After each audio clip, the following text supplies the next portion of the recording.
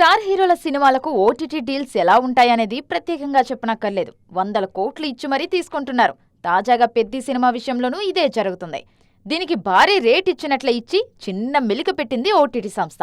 ముందు ఓ nominal amount కు rights తీసుకొని సినిమా రిజల్ట్ ను బట్టి తర్వాత రేట్ ఫిక్స్ చేయనున్నారు వాళ్ళు. రామ్ చరణ్ హీరోగా బుచ్చిబాబు సానా తెరకెక్కిస్తున్న పెద్ది సినిమాపై అంచనాలు భారీగానే ఉన్నాయి.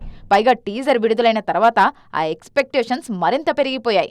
స్పోర్ట్స్ బ్యాక్ డ్రాప్ లో వస్తున్న ఈ చిత్రంలో జాన్వీ కపూర్ హీరోయిన్ గా నటిస్తున్నారు. ప్రస్తుతం నైట్ షూట్ లో బిజీగా ఉన్నారు చరణ్.